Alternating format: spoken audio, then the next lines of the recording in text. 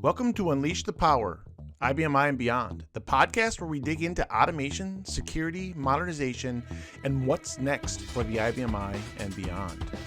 Today we're kicking off episode 1 by diving into the 12th annual IBM Marketplace survey put on by Fortra, with the latest results that were released at the end of January.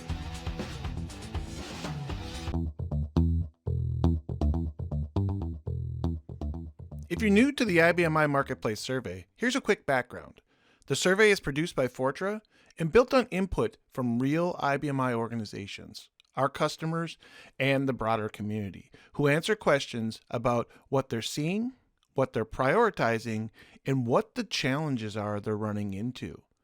Over the past 12 years, the survey has become a trusted source, not just for us here at Fortra, but for IBM, business partners, and teams across the ecosystem to track trends and validate what's happening in the market.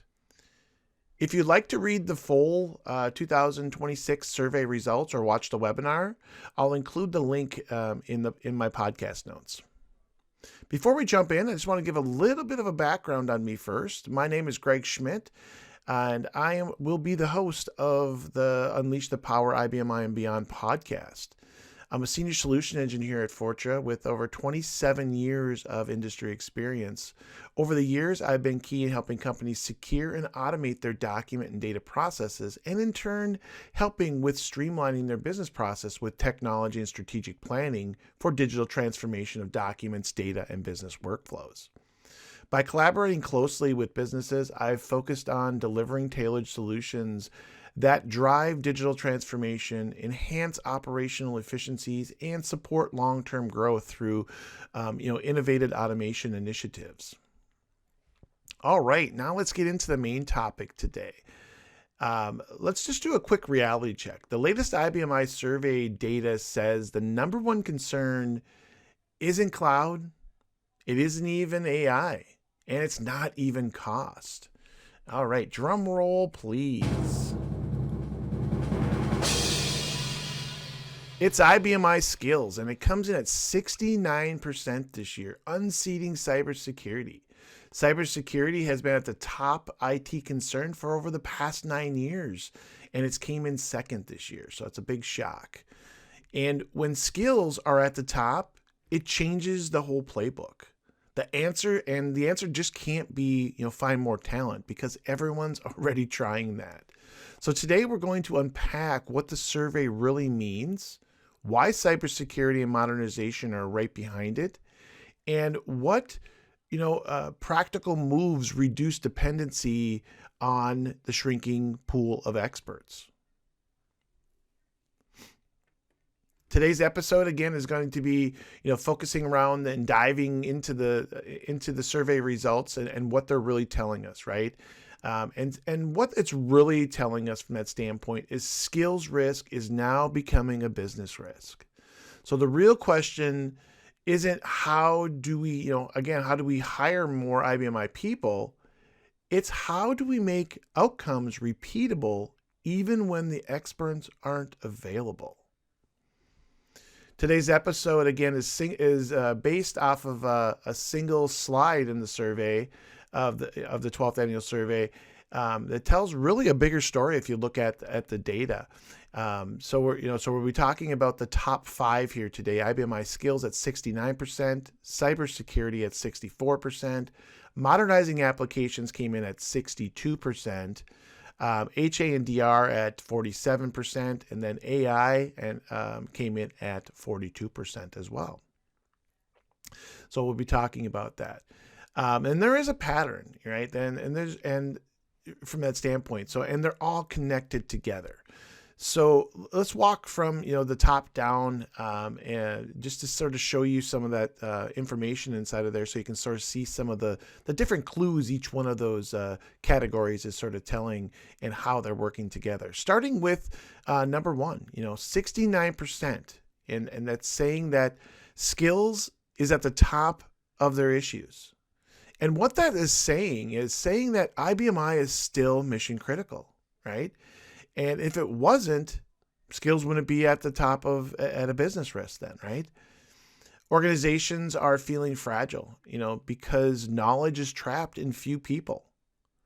Maybe it's in a few green screen applications that people are using still, right? It's trapped in there. There's a lot of tribal history and a lot of tribal knowledge. So the goal really becomes reducing the expert dependency, not by dumping things in, dumbing things down by making the environment easier to run, through different, modernization efforts. It really comes back to standardizing operations, right? And that comes back to creating run books, right? Creating processes, documenting processes on the actual flow. You're going to hear this a lot today is documentation. There's so many times that I run into organizations that they can't basically tell me, what's going on inside of a program or what the process is, through the full process from start to finish. Being able to have, visible dashboards that explains what happens without needing 20 years of experience, I think is key in this process too. And so having that capability, automated response to common events. So have different messages that you might capture, thresholds, failures, that you get alerted on at different levels. I think that is key in this process, right? So that you don't have to, because there's a lot of noise on the IBMI. If you look in the message queues and stuff like that, there's a lot of noise that can be inside of there, informational things like that. So being able to automate responses, I think, is huge. And then being able to, have audit trails that don't live in someone's head, right? And different governances that are inside the system, but don't live in someone's head. Again, going back to documentation, make sure those are documented on where that information lives, how you get to it, and when you need it. If your best IBMI person goes on vacation and everyone panics, that is why 69% is all about in this survey, right? Is because of that, that very finite resource that's out there that has that tribal knowledge. Now, from that standpoint, let's move on to cybersecurity and why cybersecurity sits still right next to that. Very high still at 64%. And that's no accident. When you're short on time and people, security often becomes more of a reactive process. Security, plus skills pressure usually leads to patch delays. I'll get that done later. Talking about authority cleanups and stuff like that. It gets pushed behind. Inconsistent monitoring. Instead of monitoring on an hourly basis, it comes back to maybe I'll monitor that every morning or every couple days, and maybe not monitor at all, right? In some cases, until it's a problem. Over permissioned access because it's faster. Our security team runs into this all the time. They see a lot of over permissioned users because it's easier and it's faster to do that. And the fix to this really just isn't work harder, right? It's to make security more repeatable, right? Policy-driven controls, standard reporting, centralized alerting, fewer tools, to swivel in between, right? Having solutions that cover more of one thing, and clear accountability within the organization.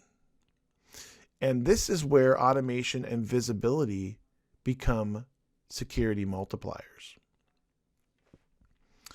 So then why is modernization right there at 62% behind security? Because modernization is how you're going to scale the experience. Modernization at 62% doesn't always mean rewriting everything as well.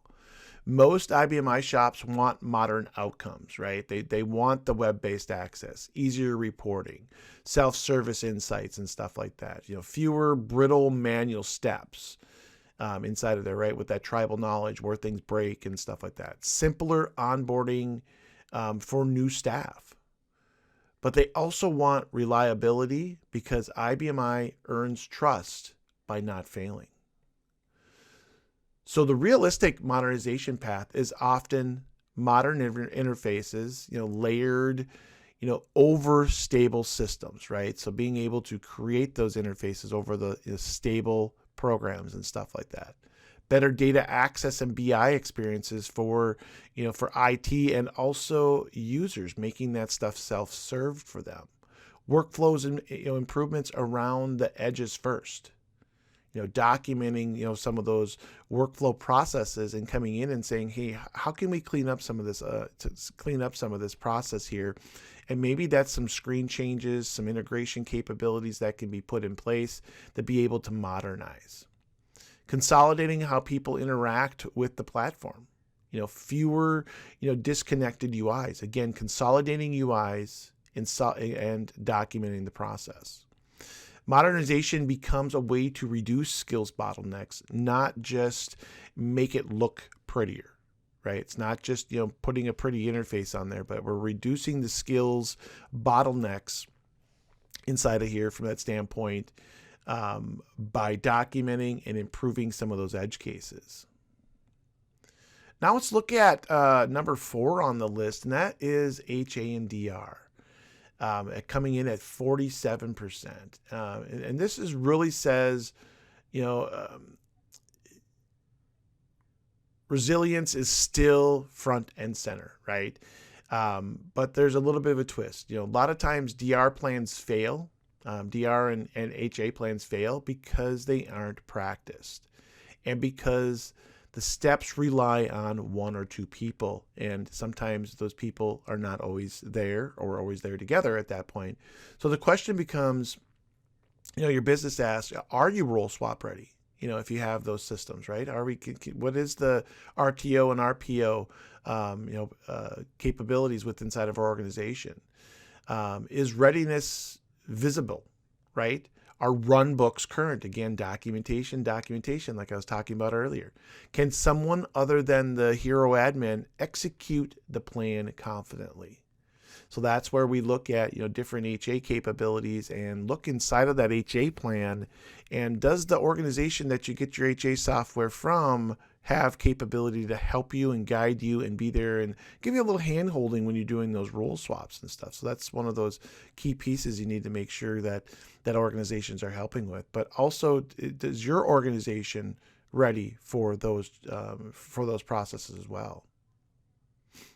So resilience isn't just a product checkbox; it's operational maturity, right? You gotta have everything documented. You gotta be ready for that, and when you put that, if that ever does happen, a disaster, you gotta be ready for it.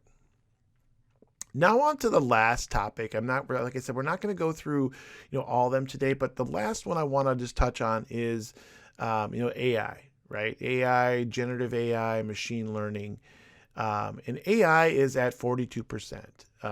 But, is that high or is that low? Kind of a thing. It could be higher depending on organizations. A lot of organizations are taking the track, of, maybe we're not AI ready. Security might be something.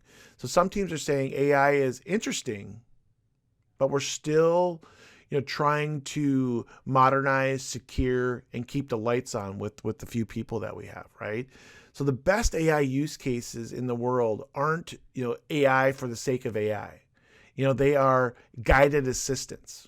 What do you do next? So, look at real cases that make business sense, right? But like I said earlier, just a second ago, don't put AI in for AI's sake, right? Make sure that there's the value there. Right? Search and explain over documentation and procedures. Bring AI in to be able to help speed that process up. Take a lot of content and be able to, cipher it down into a small piece. Faster troubleshooting to root cause, suggestions. Being able to look at log files and do certain things and explain better, right?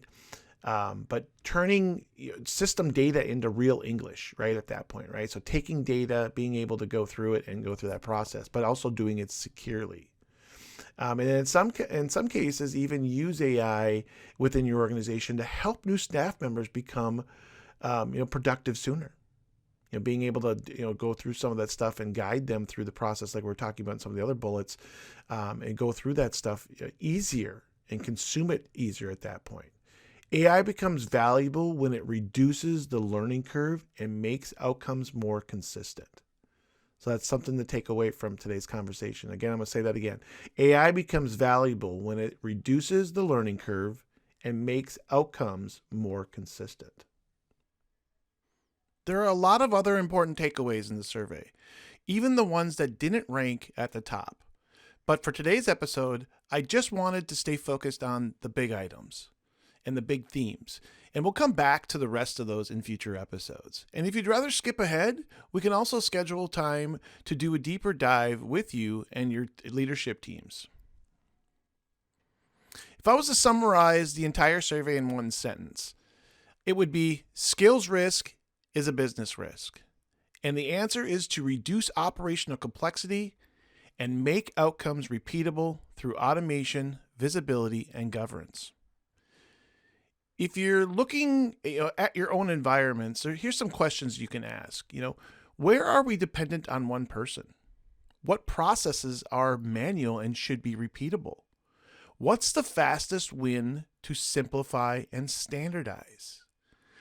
If you want to talk through what reduce in the learning curve looks like in the real world, like modern interfaces, guided assistance, automation, security, and BI, reach out. We would love to compare notes and share patterns we're seeing across organizations. All right, that is it for today, and we would love to hear from you and what stood out most, from the marketplace survey. What trends are you seeing in your shop? So your thoughts and questions, send us your thoughts and questions, and we would love to, feature some of those onto future episodes. And if you'd like a walkthrough of the survey and with your teams and stuff like that, we can schedule those as well to go through the survey in more detail and find out goals that you might have. So reach out to us here at Fortra, and we'd be happy to help. And don't forget to subscribe, rate the show, and share with your team. Thanks for listening.